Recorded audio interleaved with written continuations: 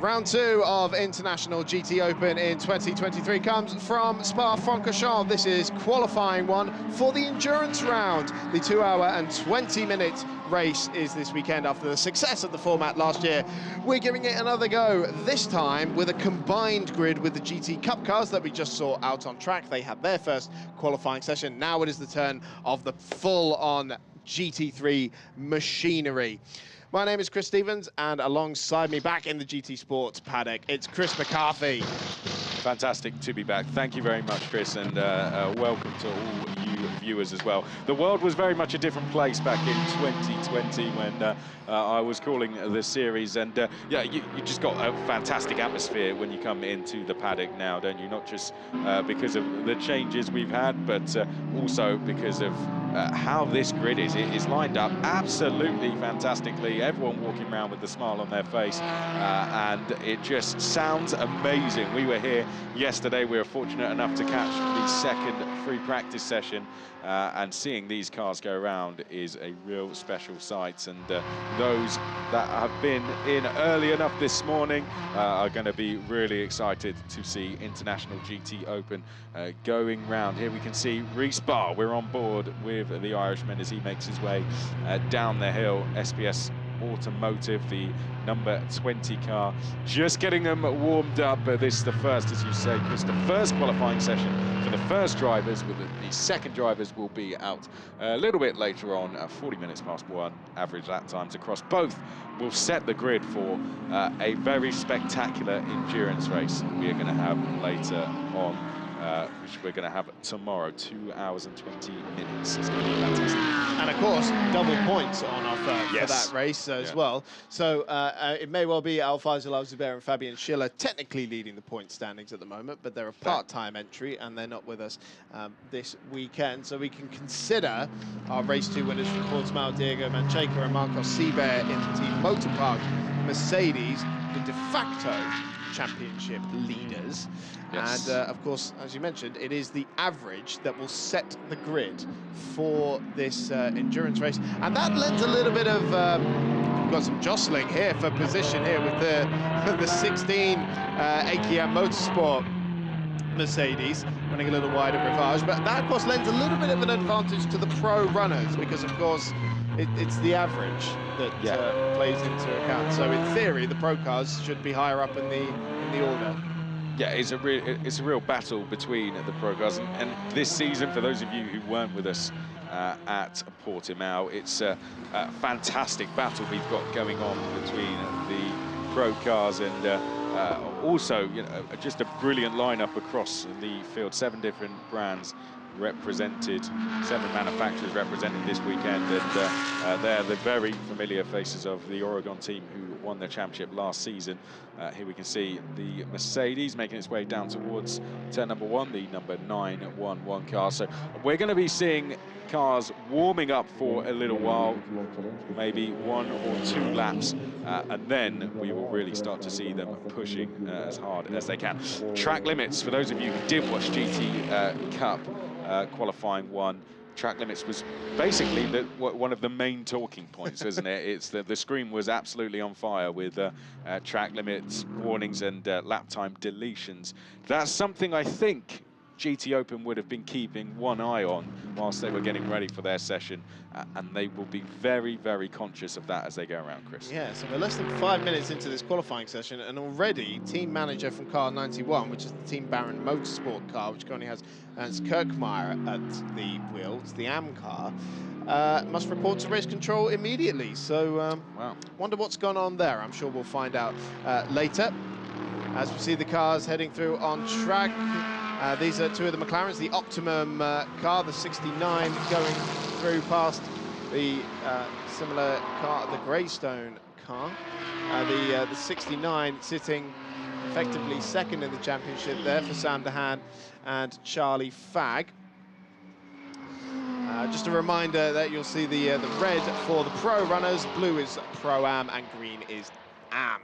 So we have 3 different driver categories. The cars are all GT3 specification. It's the driver lineups that differentiate the classes. And not only is that Optimum McLaren, one of the best looking race cars I've ever seen. It is also a pretty darn fast one, particularly with that man Charlie Fagg at the wheel, who was storming through the order in the first race in Portimao. We have a couple of new entries for this round as well. We saw the number 16 AKM Motorsport Mercedes earlier on. We also have an additional Kessel Ferrari. It's the 133. That's in the AM category, with Murat Şahinoglu returning to the championship alongside Emmanuel Tabacci. And other cars include, so we were going to have two 992 Porsches making their debut in this race. One from Grove Racing, but that had a fairly nasty whack during testing in the week, and they've had to withdraw. And we can just see a glimpse here of the other one that has survived a crash yesterday, which is from Uber Motorsport with Antar Azau and Matteo Cairoli. So nice to see the new generation of Porsche racing here this weekend, alongside that new generation of Ferrari right there as well, the 296, which of course was very, very successful at the Nürburgring 24 hours last weekend. First non-German manufacturer to win that race for nigh on 20 years, I think. Wow. So very good. And here's Rhys Barr in that number 20 Mercedes. We were on board with him for a little bit there. He was going fastest, but now he's getting rather held up by the Ferrari. Won't be happy with that, will he? Rhys Barr will make his way by and down towards Pouan. Great to get this on board shot of him. Let's have a little listen for a few seconds, shall we, as he builds it up, makes his way down to campus.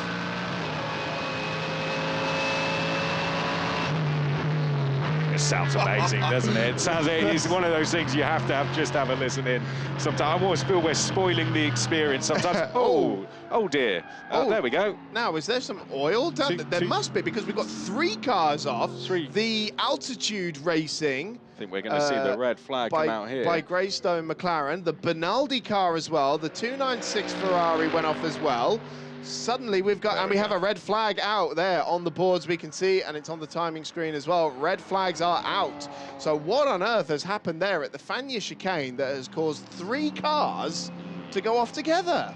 Yeah, not good. Well, let's hope those three cars can get back, get fixed up, and then get back out there again. Yes. It didn't look like they were big offs. I mean, there was a small collision between two cars, the latter two that took a spin, but I don't think anything that should put them out the session. Here we go then, right, Chris. so here it is, the altitude racing car that's gone for a spin, and the Benaldi car seems to just go off in sympathy. I don't know if there's something on the track there maybe, but other cars have been able to get through, but then the 26 Racing 1 Ferrari manages to clip both cars actually spinning.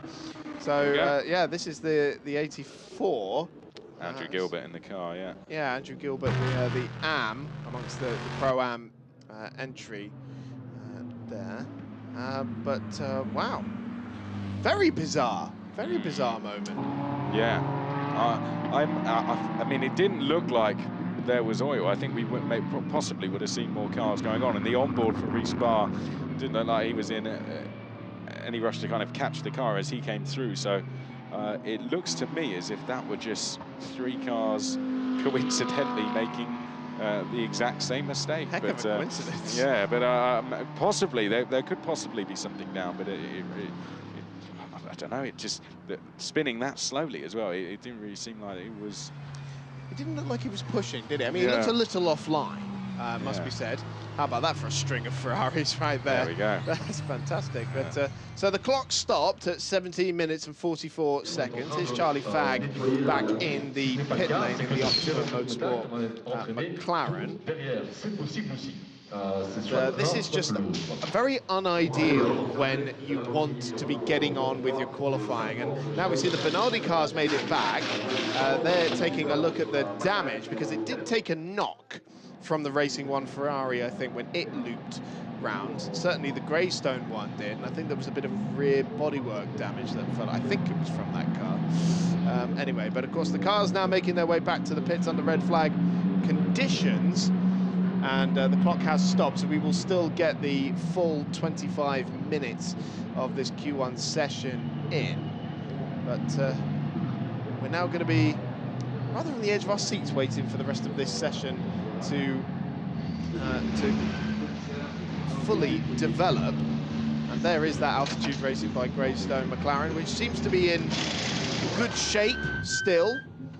And for what it's worth at the moment, it's Reece Barr in that SBF Automotive Mercedes, fastest by just under 0.3 of a second with a 2:17.6. Dan Arrow in the Oregon Lamborghini, the number 19, that is second fastest, with Eddie Cheever in the Pro-Am AF Corsa Ferrari third. And now that actually brings me on to another point about the Lamborghinis, who seem to struggle for pace, particularly in a straight line in Portimao. And they have had a bigger restrictor put on that car for this weekend. So hopefully that will help their straight line performance, particularly at a track like Spa, which has a fair few fast sections on it, but they still reckon they're a good 5 or 6 kilometers an hour down on the Mercedes, for example. Well, we see cars making their way back. The clock has stopped and the green flag now goes back out and the clock will start again. So we were only really on warm-up laps there. We didn't really see anyone going full pushing, I'd say, but build-up laps to what would be the push laps. Reece Barr currently at the top of the times with a 2:17.6, but some cars didn't really set a flying lap. But that will change in the next few minutes, and these are the first drivers to go out. The second drivers will go out at 40 minutes past 1 local time here in Belgium, and when the average lap times are put together from both sessions, we will know who is going to be on pole position for the race tomorrow, which will kick off at 45 minutes past 12 local time. Nicola Rossi here in the number 38 Kessel Ferrari, just running behind the Uber Motorsport Porsche. That is the 992. First time we've seen the 992 out in the International GT Open. We had the Line Speed Porsche in Portimao. That is also here this weekend with Rickard Litz and Patrick Cole, but that is the 991, the older generation of car. And, for what it's worth, with the 992, there are a number of changes on that car. Oh, now, I'll get to that in a second, because this is the 296 Ferrari with its entire rear end missing, which suggests to me there was quite a bit of damage from those knocks that it received. Hopefully, it can get back out on track again. Yeah, fingers crossed. There we see one of the Astons out there. Like all of these cars, a really great sounding car. Remember when the Aston took a win back in 2020 with Ahmed El Harthi and Tom Canning in the Pro-Am class. They'll be looking to try and build up to another win. It's got a good variety of winners around Spa. And the likes of the BMWs, Lamborghinis, McLarens, and Ferrari. So it's been a real mixture of winners over the years. And in that car, Letlarka standing in for the usual driver who's in that car, because they have a clash this weekend. I think they're doing 2 or 3 rounds with this particular combination. And here's that other new entry as well, the 16 Mercedes from AKM. AKM being the Antonelli team. And if you know that name, well, it's because it belongs to a reigning double F4 champion, actually, in, what's it, Italian and ADAC, German? which is no longer.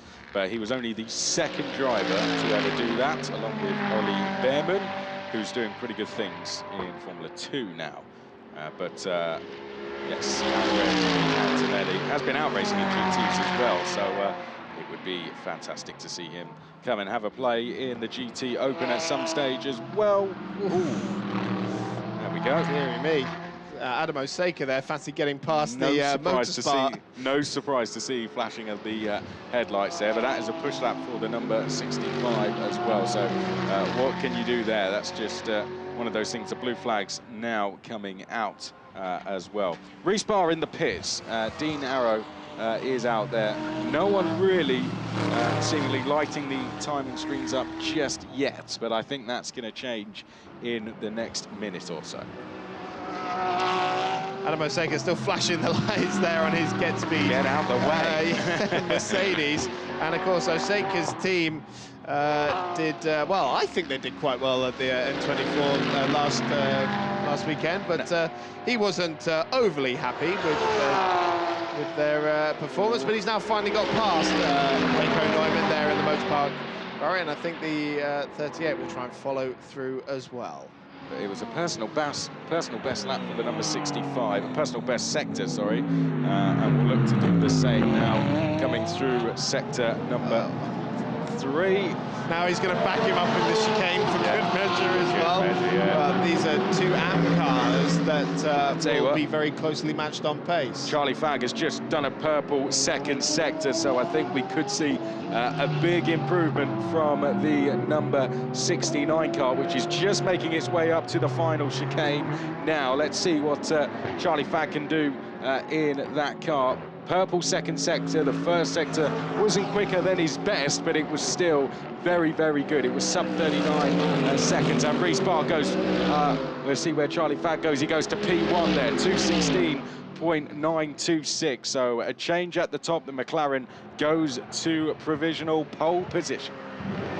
Great pace from Charlie Fagg. It's 3 pro cars leading the way at the moment, but we've still got 12 minutes remaining in this Q1 qualifying session. There's some gravel on the outside of the racing line at Lake Combe there. We're going to have some that's contact. Definitely contact. That's contact. Definitely contact there between the East Talent Audi and I think it was one of the AF Corsa Ferraris as well. There is the Audi, which now is that Christopher Haase at the wheel of that one? Or no, it's Simon Riker, his teammate, who was trying to get up the inside there, and most definitely there was contact. And Charlie Fagg, after doing a purple first sector, would have had to slow up through that section of the circuit where there will be yellow flags out now. So that is why we can see Charlie Fagg. No, there isn't a problem with your TV screens. Why is it slowing down? It's because he has had to abort this lap because of those yellow flags. But still, he's got that car on provisional pole position. The closest rival to him is 7/10 back and in the pit lane. And we've just seen the number 5 AM car go P3. What a time that was. And he's gone purple through the first sector as well. So this is really good stuff from the number 5 car. Absolutely flying on this lap. And that really overperforming in terms of his class. It goes Pro, Pro-Am, and then Am. And Christian in that number 5 car going really well. The lead Pro-Am still Eddie Cheever the 3rd, but we are following Charlie Fagg, who has aborted this lap, and I think we're about to pick up the number 5. Yeah, so Christian Korzanowski there in the Olymp Ferrari. Definitely one of the fastest bronze drivers in the world. He was 3rd in the AM category of GTOpen in 2021. This is now his 3rd season in the International GTOpen, and certainly seems to be finding his feet here at Spa-Francorchamps and properly running it towards the white line. And that Charlie provisional pole position time for Charlie Fagg has been deleted for track limits at turn 1 at La Source. Wow. Well, there's a gravel trap there now, so I don't know how he's managed that. Must have been absolutely straddling the car. But now look at Korzanowski here. He's lost a little bit of time in that middle sector, and he's backed out of it at the final chicane because he caught some traffic there. But obviously that time deletion for Charlie Fagg as Korzanowski now comes into the pits. Now puts him 2nd in this session. Well, Olymp Racing Pro-Am winners last year with Carol Baz and Marcin Jedlinski in the Audi R8. Here we go. Oh no, that's the latter part of that contact I think we saw. Is that no, this completely is the separate AKM spin, Motorsport Mercedes, Adrian Ludenowski there. Yeah. The son of the father-son combo, if I remember correctly. It's unusual to see a car in that position in the gravel there, but hopefully that can get going again and we don't have to stop the clock once more. Absolutely. And now the 51 AF Corsa Ferrari of Riccardo Agostini goes quickest. Riccardo Agostini, the gold driver, that is a pro entry.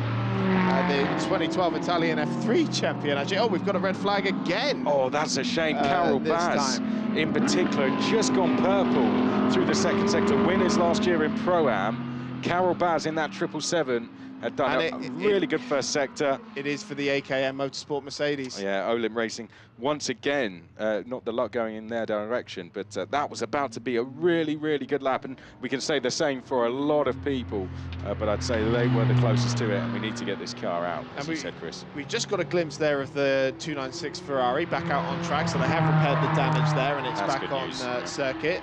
It's going to have to come back in immediately again because of the red flag, but at least once we get going, we know it's going to be out there.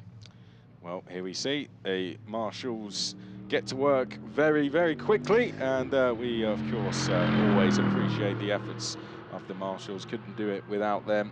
But reflecting on the timing screen, how close is that for a lap time that's well over 2 minutes and 17 seconds, 52 thousandths between the top two? And the AM car, then only 1.5 tenths back. Incredible, absolutely incredible. And 3 tenths between the top 5. Yeah, still got that fastest first sector as well as Christian Korzanowski. So fantastic stuff. So Riccardo Agostini banging in that lap time right before the red flag came out, actually. So very well timed there. And I'll tell you what, Pierre-Louis Chauvet had just done a time that would have put him in the top 5, but I think that lap time was deleted as well. Yes. For the number 63, the pro driver, Pierre-Louis Chauvet, former single-seater racer, now turned to GTs, and what a place to come and kick-start that career. He did a shootout with the Lamborghini manufacturers, and clearly it all went well, and Pierre-Louis Chauvet is now here with us. But he'll be disappointed at that, but there's going to be 8 minutes and 41 seconds left when we get going again. Yep, dipped his toe in GT racing, did Pierre-Louis Chauvet last year with Super Trofeo and GT4 European Series. This being his first full-fledged GT3 campaign with the Oregon team. Well, it wasn't a full season for him, like you said, with GTs, and he did a little bit in single-seaters as well towards the end of the year with the RPM team. So it was a year that was, as you said, very much going out there to prove what he could do. And the Frenchman is now in for a full contest, which is really great to see. Absolutely. And there is our provisional, well, I can't even say pole sitter, can we? But I guess we can for the sake of argument. Yeah, let's say we can. Currently fastest in qualifying one is the 51 AF Corsa Ferrari with Riccardo Agostini at the wheel. The man from Padova, Italy, 29 years old. And another, talking of drivers who've made the switch from single-seaters over to GTs, Riccardo made that switch in 2015, becoming a Carrera Cup Italian champion as well. And his teammate, of course, Marin Angeli, was a Euroformula Open racer as well, wasn't he? So much more recent switch to GTs, because he was still doing, actually did a partial Euroformula Open campaign last year, along with Formula Regional Europe and Asia. Yeah, so he was busy in the single-seaters, and I know he really, speaking to me, he really enjoyed his time doing Euroformula Open. Was a big fan of the car, but I'm sure he is loving that AF Corsa car as well. A little bit different jumping in, but I'm sure he will love it. And the number 16, trying to get rid of some gravel here. Yes. That is not tyre warming. That is, let's get the gravel out underneath the car. But good at to least see that it is out. Exactly. Yes. And they were all queuing up at the bottom, weren't they? The number 23 was first in queue, and will be getting up to speed very quickly. Someone's just had a time deleted as well, haven't they? We saw another car disappear briefly. Now car number 17, that would be the de facto championship leading motorpark car of Diego Mancheca. That has dropped him right down the order, because he was in the top 4, I think, before that came through. So, well, now it's put him 31st. Oh dear, down with Pierre-Louis Chauvet. So we've got some big names down there, haven't we? As you said, Mancheka, Carol Baz, and then we've also got Pierre-Louis Chauvet. So 3 drivers out of the top 30 who really, really need to get a move on quickly as we get going. For what it's worth as well, just to run you down while we've got a couple of seconds before we go green again, we've talked about the current AM fastest driver, Christian Korzeniowski, but the current pace setter in Pro-Am is Eddie Cheever in the number 27 AF Corsa Ferrari, and of course he had Pro-Am pole at the second race in Portimao as well, and it's Martin Kodrick in the 32 Benaldi Motorsport Lamborghini, who's second in that class at the moment, 7th overall. Remember Martin Kodrick in karting. He was one of the best of his time as well. Hugely impressive racer, and it was someone that you always knew. Came over to the UK actually and did quite a bit of racing there, and as well as across Europe and international. Good to see him in good hands now in International GTOpen. Chris is rubbing his hands together because we're green. We're green again. 8.5 minutes remain on the clock, and the fight for the fastest time in Q1 resumes with Simon Riker leading away the field in the East Talent Racing Audi R8 that he shares with Audi Works driver Christopher Haase. And of course, since Portimao, there's been a lot of talk about Audi's commitment to customer racing, not just in GT3s, but also their TCR programs as well. And we could well be saying bye-bye to Audi at the end of this year, which I think would be a crying shame. We may well still see some Audis out for the next few years, but of course eventually they will fade away unless they continue to get factory support, and that of course means that drivers like Christopher Haase could well find themselves out of a job at the end of this year as well. So hopefully one of two things: either Audi don't decide to pull the program, but that's wishful thinking, I think, and, or everybody manages to find alternative plans. I hope not. As I said, it's a car that did very well here last year, and it's a great looking car as well, isn't it? It would be a real shame to miss that. There were 7 different manufacturers represented, which is really just fantastic to see. Ferrari, Mercedes, Lamborghini, Porsche, McLaren, Aston Martin and Audi. Big manufacturers, and it's seeing those all go around together and the different sounds they produce is one of the best things about this championship, I think. It's why I love GT3 racing, because of course you've got the 4.2 litre flat 6 in that Porsche, the new 3 litre twin turbo V6 in the 296, along with the old V8 in the 488. You've got the V10s of the Lamborghinis and the Audis, the twin turbo V8 in the McLaren as well, the turbo V8 in the Aston. It's a hugely diverse championship. That's why we absolutely love it, as cars start their flying laps again now. Yep, across the line we go then. We're going to watch the 786. It's going to be pushing to the limit. Again, one eye needs to be kept here, Chris. I still need to get used to calling someone else Chris, right? It gets confusing, doesn't it? It does, Chris. Yeah. A very good point you've made there, Chris. Chris made such a great point earlier. Which one it was, I don't know. Mancheka, Carol Baz, Chauvet. I know I've said it a couple of times already, but also Charlie Flagg as well, down in P19. Was provisional pole position. I think we can get away with saying that. Charlie Flagg dropped down to P19 with his lap time deleted. Simon Riker, as we said, we've got to keep an eye on him. These pro cars are going to start firing up the order, and Pro-Am with Baz included in that. So let's see what they can do, and if Eddie Cheever can stay top of the Pro-Am, and if we can see the number 5 stay in the top 3. But with those pros needed to improve, that could change. No personal bests in terms of sector times coming in yet, but as you can see, that's because we are building up to the big flyers for some of the drivers here, including the one on screen, number 27. Yep, Eddie Cheever at the wheel of the AF Corsa Ferrari. Eddie Cheever, the 29-year-old Italian-American, of course, son of former F1 and IndyCar driver Eddie Cheever Jr. And Eddie Cheever III being part of this one. Yes. And what a weekend it will be. It will be get away and watch what a weekend of motorsport it is. We've got the Spa Enduro going on with us. We've got the Monaco Grand Prix. We've got the Indy 500. It's absolutely fantastic. So I hope we are keeping you very entertained. And this Spa endurance race is something fantastic to watch. This is providing all the entertainment in terms of GT this weekend.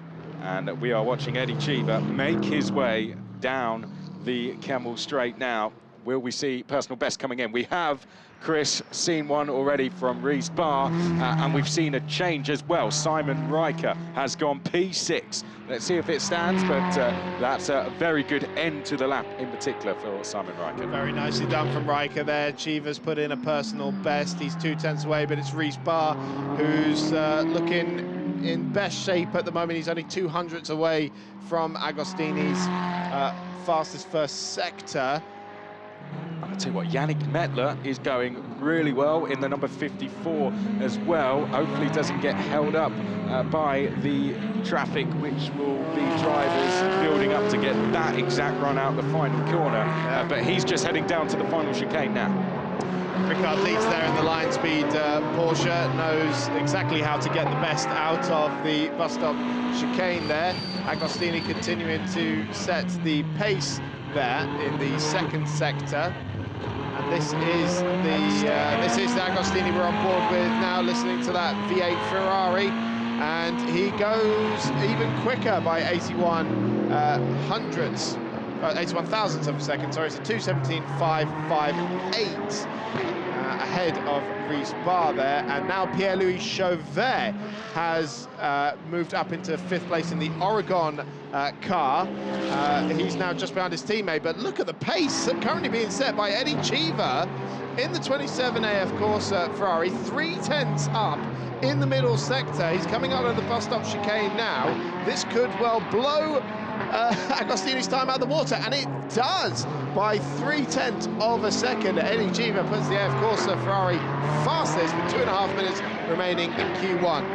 But of course, Chris, it's averages that count. Big improvements. Charlie Fagg is now P2. We've got Martin Kodrich up into P5, second of the Pro-Ams. We also had Pierre-Louis Chauvet up to 8th, Carol Baz up to 9th as well. The top 10 looks incredibly different to what we saw when the green flag went out to get the final 8 minutes of this session underway, and it could still change. Yannick Mettler went up to P11 as well, but improving. We've got Chauvet improving on this lap. We've also got Steve Jans as well in the 911 car, putting in a really good first sector. Likewise, Florian Schultz as well in the number 22. So lots of improvements coming in. It's going to be very difficult to keep up with all the changings going on. They are going on to their final laps now, so this last chance to improve. And of the top 10, the only one improving is Chauvet. Well, Chauvet currently 8th fastest at the moment. And Carol Bash now joins him inside the top 10 as well. But definitely we're seeing some improved pace from the Oregon Lamborghinis there, because they're now in 7th and 8th, line astern. Although, as I said, that Ricard Leitz now goes 7th. Here is the Oregon Lamborghini. This is Chauvet, the 63 of Chauvet, and really, yeah, hip and shoulder through Blanchimont there. Fantastic stuff for the young Frenchman. He's aborted the lap because of a slow second sector, and because look at all the traffic ahead of him as well. Right, here we go. You're not going to get that problem on the final lap, though. He's been in the gravel, hasn't he? He has. I think that's going to be 4 wheels off, possibly coming out of Stavelot. Could well be. It was coming out of the right side of the car, so they may well have moved across, actually. Maybe through the Frankish chicane. It's still coming out. Yeah. Who knows? But let's see what he does on this final lap. We can tell he's pushing very hard, though. That's one thing you can tell as he makes his way up by Rouge and Radillon.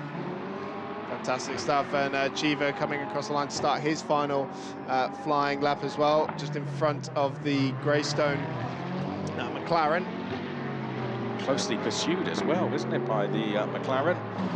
Trying to get a bit of a tow going down that Kemmel Straight, and checkered flag is out. This is going to look good with Andrew Gilbert.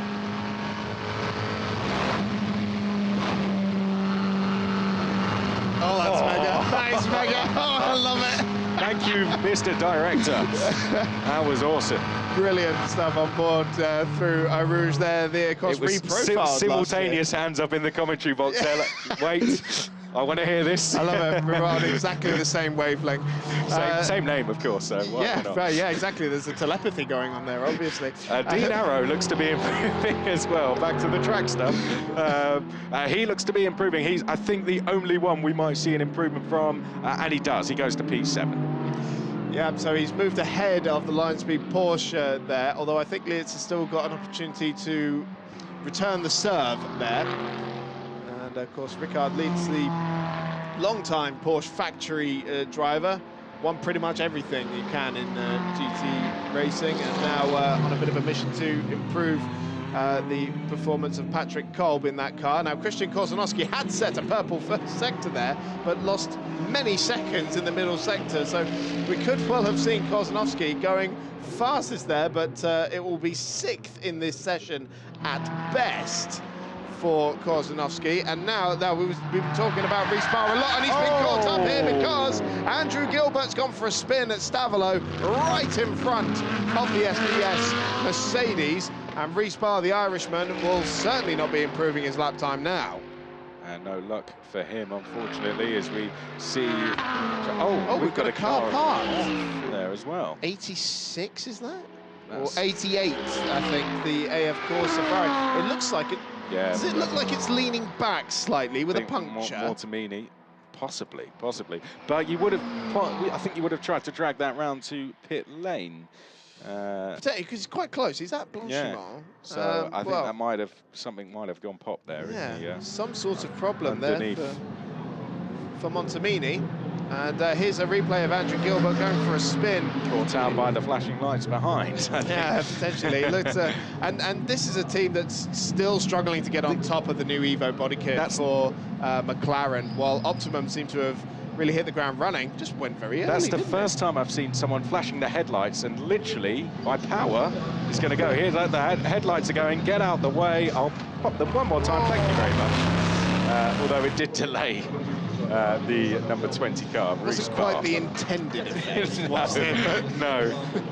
But it's this man, Eddie Cheever, who is fastest in Q1 and top of the Pro-Am runners as well.